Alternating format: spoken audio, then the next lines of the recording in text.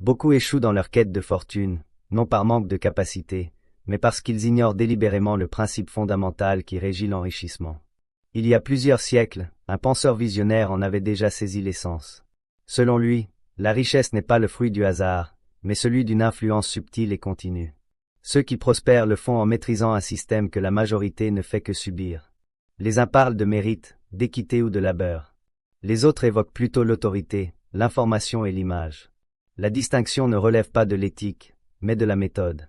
Ce même philosophe affirmait, « Celui qui ne perçoit pas les apparences n'atteindra jamais le fond des choses. » La richesse est une illusion, un miroir aux alouettes. Le véritable pouvoir ne réside pas dans les chiffres, mais dans l'art de modeler la perception d'autrui pour servir ses propres desseins. Tant que vous croyez que la prospérité naît d'un labeur vertueux, vous demeurez un rouage du système. Mais le jour où vous saisirez qu'elle répond à une logique de rareté et d'influence, vous deviendrez redoutable. Observez ceux qui réussissent, ils ne travaillent pas davantage, ils raisonnent autrement. Là où vous apercevez des contraintes, ils découvrent des angles morts. Là où vous guettez une occasion, ils inventent un besoin. Ils n'attendent aucune autorisation. Ils suivent une règle immuable, maîtriser la valeur perçue. Qui domine la valeur perçue domine les flux. Qui domine les flux domine les hommes. Pourtant, la plupart restent esclaves de leurs sentiments. Ils aspirent à être aimés, approuvés, intégrés. Notre philosophe aurait souri devant une telle fragilité. Il aurait rappelé, qui cherche à se faire aimer dans une meute de loups finis dévorés. L'argent ne salue pas la bienveillance, mais la rigueur tactique, l'audace d'agir là où d'autres hésitent. Pour vous enrichir, vous devez accepter d'être incompris. Regardez autour de vous, combien de personnes intègres peinent depuis des décennies sans jamais progresser. Combien de talents s'éteignent dans l'ombre tandis que des imposteurs triomphent. Ce n'est pas une injustice, c'est une loi. Le monde appartient à ceux qui se rendent indispensables, non à ceux qui le méritent. La richesse ne se mérite pas, elle se conquiert. Le principe est simple, ne cherchez pas à gagner seul. Cherchez à faire gagner les autres en devenant incontournables. La majorité échoue en voulant tout centraliser. Les maîtres, eux, agissent dans l'ombre et orchestrent. Ils ont compris que l'argent afflue vers ceux qui créent une dépendance. Si vous voulez prospérer, rendez-vous indispensable. Faites en sorte qu'on ne puisse plus se passer de vous. Notre penseur observerait notre époque avec un amusement teinté d'ironie. Il verrait ces individus courir après des revenus automatiques, sans saisir que la domination n'a rien de passif. Il verrait ces entrepreneurs étaler leur succès comme des trophées, alors que les véritables puissants restent dans l'ombre. Car la vraie richesse, c'est le contrôle discret, non la reconnaissance publique. La psychologie humaine n'a pas changé. Les gens achètent toujours pour apaiser une souffrance ou combler un vide. Si vous voulez vous enrichir, identifiez la blessure cachée et proposez une échappatoire. Non une solution réelle, mais un soulagement illusoire. Car l'être humain n'achète pas la vérité, il achète du réconfort. Notre philosophe le savait bien. Les individus oublient plus vite la disparition d'un proche que la perte d'un bien. L'argent touche le cœur avant la raison. Vous devez donc apprendre à jouer avec les émotions. Comprenez ce qui anime les gens, leur peur de manquer, leur désir d'être vu, leur envie de paraître intelligent. Toute décision d'achat repose sur ces ressorts. Si vous les maîtrisez, vous n'aurez plus à supplier la fortune. Elle viendra d'elle-même. Mais voici l'erreur capitale que commettent la plupart, ils confondent valeur et prix. Le prix, c'est ce qu'on affiche. La valeur, ce qu'on fait ressentir. Et l'humain agit selon son ressenti, non selon sa logique. Vous pouvez vendre un objet banal à prix d'or si vous touchez la bonne corde sensible. Le monde ne récompense pas la rationalité, mais la persuasion.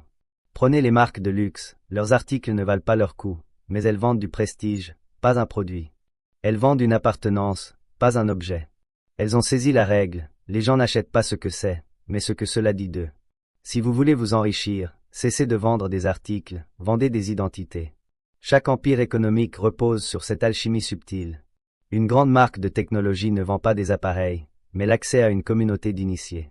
Un constructeur automobile ne vend pas des véhicules, mais une vision de l'avenir. Même en finance, les fonds ne vendent pas des performances, mais de la tranquillité d'esprit. C'est une guerre des perceptions. Notre penseur dirait, qui contrôle la perception du réel contrôle le monde. Et pour respecter le principe de la richesse, vous devez vous affranchir de la morale commune. Car la morale commune sert à maintenir le commun en place. Le riche raisonne en termes d'efficacité, non de vertu. Il sait que la richesse ne pousse pas sur la terre de la bonté, mais sur celle du courage lucide. Être bon est un luxe. Être utile est une nécessité. Notre philosophe enseignait que la grandeur exige de faire ce que la foule juge immoral, non par plaisir, mais par clairvoyance. Parce que le monde n'obéit pas à la justice, mais à la force. Et la force aujourd'hui, c'est la compréhension du comportement humain. Le riche moderne n'est pas celui qui travaille le plus, c'est celui qui lit le mieux dans les cœurs. Vous croyez peut-être qu'il faut une idée de génie pour s'enrichir? Détrompez-vous. Il suffit de discerner ce que les autres désirent au plus profond et de leur vendre une illusion qui y répond. L'homme rationnel reste pauvre parce qu'il tente de convaincre avec des arguments. L'homme riche séduit avec des émotions. La première étape vers la richesse, c'est de vous libérer du besoin d'être approuvé. Si vous voulez plaire, vous serez esclave du regard d'autrui. Si vous voulez dominer, vous devrez accepter d'être jugé sévèrement. Les grands stratèges de l'histoire ont toujours été critiqués avant d'être admirés, car ils voyaient au-delà des conventions. Notre philosophe disait, les hommes doivent être ou choyés ou éliminés. Il en va de même pour l'argent, soit vous le charmez, soit vous le contraignez, mais il n'ira jamais vers ceux qui patientent passivement. L'argent obéit à la force mentale, à l'aptitude à trancher sans état d'âme. Si vous voulez qu'il reste, devenez froid, méthodique, presque inflexible dans votre discipline. Chaque fois que vous tergiversez, que vous cédez à la peur, que vous cherchez une approbation, vous perdez de l'emprise. Et la richesse fuit ceux qui doutent, car elle ne supporte pas l'indécision. L'argent va vers l'assurance, même si elle frôle l'arrogance. Observez autour de vous, les plus arrogants sont souvent les plus riches. Non parce qu'ils sont supérieurs, mais parce qu'ils imposent leur réalité. Voilà pourquoi le principe de la richesse est d'abord une question de posture. Ce n'est pas ce que vous faites qui vous enrichit, mais la manière dont vous le faites. L'énergie que vous dégagez détermine la valeur qu'on vous accorde. Si vous paraissez rare, on vous traitera comme un joyau. Si vous paraissez accessible, on vous utilisera comme un instrument. Notre philosophe aurait conseillé, fais-toi respecter, et tu seras craint, fais-toi chérir, et tu seras exploité. La vraie richesse commence quand vous arrêtez de courir après l'argent et que vous commencez à le faire venir à vous. Et pour l'attirer, vous devez créer un magnétisme. Ce magnétisme naît de votre indépendance affective. Vous ne dépendez de personne. Vous n'attendez rien. C'est cette froideur qui attire les occasions. Car dans un monde anxieux, celui qui garde son calme paraît invincible. Vous devez intégrer ceci, la pauvreté est un état d'esprit avant d'être une situation. Le pauvre pense en termes de survie, le riche, en termes d'impact. Le pauvre dépense pour son plaisir, le riche, pour étendre son influence. La différence est imperceptible, mais elle trace une frontière entre deux mondes qui ne se rencontreront jamais. Et la règle à laquelle vous devez obéir, la seule, la voici. Faites en sorte que votre raison travaille plus que vos émotions. Tant que vos sentiments pilotent vos choix, vous resterez dominé. Mais dès que votre esprit prend les commandes, l'argent commence à vous obéir. Rappelez-vous, notre philosophe n'enseignait pas la cruauté pour le plaisir, mais la lucidité. Et dans le monde actuel, la lucidité, c'est comprendre que la richesse est une arme de guerre psychologique, un instrument d'influence. Celui qui sait comment pensent les autres n'a plus besoin de les affronter. Il les laisse s'affronter entre eux pendant qu'ils prospèrent. Si vous voulez respecter le principe de la richesse, commencez par vous taire. Observez, analysez. Ne dévoilez jamais vos plans. Ne parlez pas de vos gains, de vos ambitions ou de vos revers. Car dès que vous montrez votre soif de richesse, vous devenez une cible. Le vrai riche ne parle pas de fortune, il parle de manœuvres, de renseignements, d'alliances. Notre philosophe aurait affirmé, qui veut régner doit paraître inoffensif tout en restant redoutable. C'est exactement ce que vous devez appliquer avec l'argent. Donnez l'impression d'être encore en apprentissage, tandis que vous posez les bases d'un empire discret. N'annoncez rien. Agissez, et laissez les résultats parler pour vous. La plupart n'accèdent jamais à la richesse parce qu'ils refusent d'admettre une évidence. La richesse n'est pas une affaire de compétences, mais de hiérarchie psychologique. L'argent n'obéit pas au savoir-faire, mais à l'ascendant. Celui qui maîtrise les émotions d'autrui contrôle ses décisions, donc ses dépenses. C'est pourquoi notre philosophe disait que le leader ne doit pas chercher à être aimé, mais à être indispensable. Dans l'économie moderne, celui qui devient indispensable dans l'esprit des autres devient intouchable. Vous voulez savoir pourquoi des gens moins doués que vous réussissent? Parce qu'ils jouent avec les perceptions. Ils osent se vendre avant d'être prêts. Ils affichent une assurance même quand ils ont tort. La foule, elle, attend la perfection pour bouger. Et pendant qu'elle attend, les audacieux s'enrichissent. Notre philosophe aurait lancé, ceux qui attendent les conditions idéales finissent esclaves de ceux qui agissent dans l'imperfection. La richesse aime le chaos, car elle s'y dissimule. Là où les masses paniquent, le stratège prospère. Dans les crises, les bouleversements, les transitions, les vraies opportunités éclosent. Mais seul un esprit froid peut les saisir. Le riche ne réagit pas à la peur, il en tire parti. Pendant que les autres fuient, il achète. Pendant qu'il doute, il construit. Pendant qu'il se lamente, il élabore. Voilà la règle machiavélique de la richesse. Ne soyez jamais la proie de vos sentiments. Soyez l'architecte de ceux des autres. Les riches ont compris que l'argent circule selon une logique affective. Les gens dépensent pour éviter une souffrance ou affirmer un rang. Si vous voulez vous enrichir, offrez aux autres un moyen de paraître supérieur sans effort. Donnez-leur l'impression d'être unique, et ils paieront pour ce mirage. Notre philosophe aurait remarqué, les hommes sont si naïfs et si soumis à leurs envies immédiates que celui qui les manipule trouvera toujours des volontaires.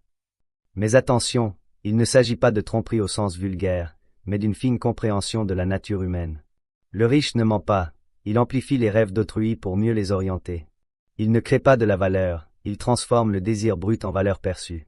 C'est la loi fondamentale, l'argent va toujours vers celui qui cerne le mieux les aspirations humaines. Vous devez donc étudier le désir comme un scientifique. Que veulent les gens, au juste? Pas la liberté, mais le confort. Pas la vérité, mais l'émotion. Pas la réussite, mais l'illusion d'y parvenir sans peine. Celui qui vend cette illusion domine le marché. Regardez les influenceurs, les mentors, les grandes enseignes, tous suivent la même logique. Ils créent une promesse affective et l'enrobent de rationalité. Vous devez en faire autant. Quel que soit votre domaine en négoce, entreprise, art ou communication, la règle est identique. Ne vendez pas un produit, vendez une métamorphose. Ne vendez pas un concept, vendez une sensation. Et surtout, ne vendez pas pour gagner de l'argent, vendez pour accroître votre emprise. Car plus vous contrôlez les perceptions, plus vous gagnez en liberté. Mais cette liberté a un coût, vous devrez vous détacher de votre ego. Les riches ne cherchent pas à avoir raison, ils cherchent à gagner. Là où les autres polémiquent, ils tranchent. Là où les autres se justifient, ils progressent. Notre philosophe disait, une action imparfaite vaut mieux qu'une inaction vertueuse. Car en économie, la rapidité écrase la perfection. Si vous voulez devenir riche, apprenez à agir avant d'être prêt, et à rectifier ensuite. Chaque instant passé à douter est un cadeau fait à celui qui ose. Les riches sont des exécutants rapides, pas des rêveurs contemplatifs.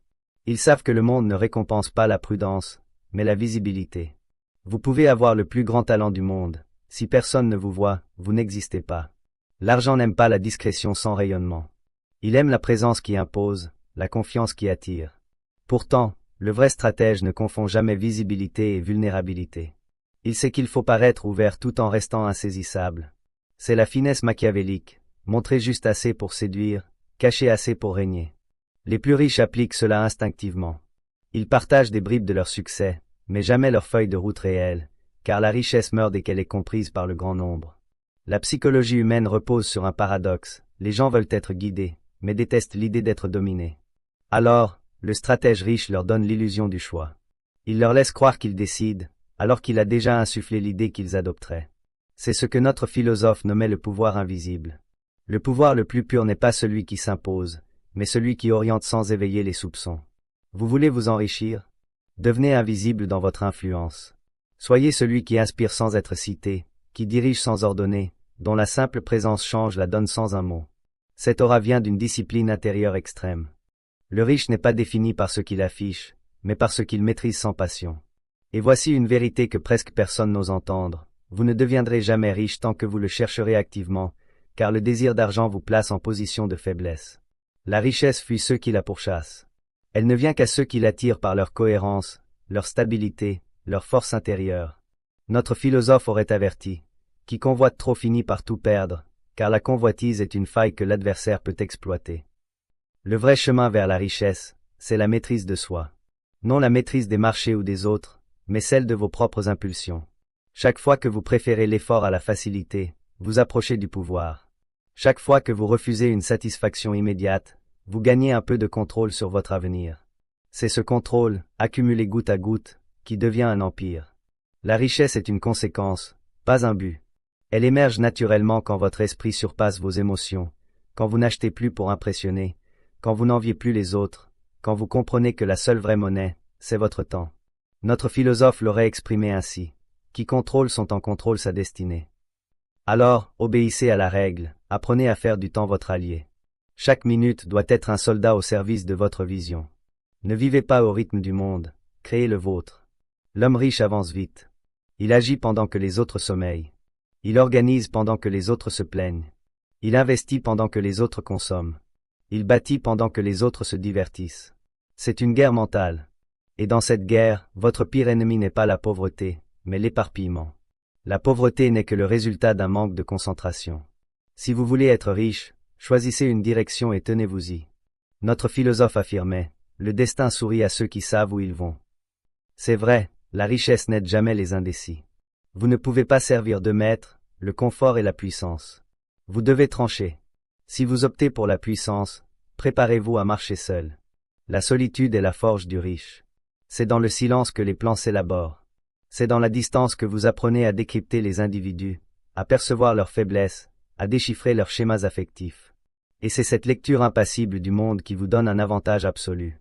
Un jour, vous comprendrez que la richesse n'est pas sur votre compte en banque, mais dans votre capacité à influencer sans élever la voix, à faire avancer les choses sans vous épuiser, à être celui qu'on ne peut ignorer, même dans le silence.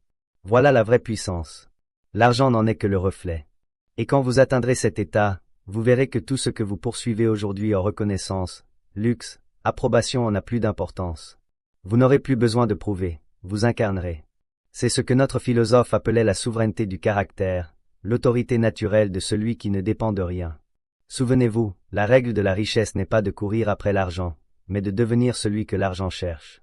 Pour cela, une seule chose est nécessaire, une foi inébranlable en votre propre valeur. Car le monde vous met à l'épreuve, vous humilie, vous confronte à vos limites. Et chaque fois que vous refusez de fléchir, vous devenez plus rare. Et tout ce qui est rare devient précieux. Vous voulez savoir quand la richesse commence à affluer? C'est quand vous devenez irremplaçable, quand votre esprit, votre énergie, votre présence génère une valeur que nul ne peut reproduire. Vous devenez une ressource, et les ressources se paient au prix fort. Notre philosophe sourirait en vous voyant lire ces lignes, car il saurait que peu auront le courage de les mettre en pratique. Mais si vous le faites, si vous obéissez à cette règle jusqu'au bout, le monde s'inclinera devant vous. Car la richesse, au fond, n'est que la conséquence logique d'une puissance intérieure. Si vous êtes encore là, écrivez en commentaire, je choisis la force discrète. C'est le signe que vous avez saisi la règle que notre philosophe souhaitait transmettre à ceux qui osent prendre leur destin en main. Abonnez-vous, car la prochaine révélation que je partagerai bouleversera à jamais votre conception du pouvoir et de l'argent.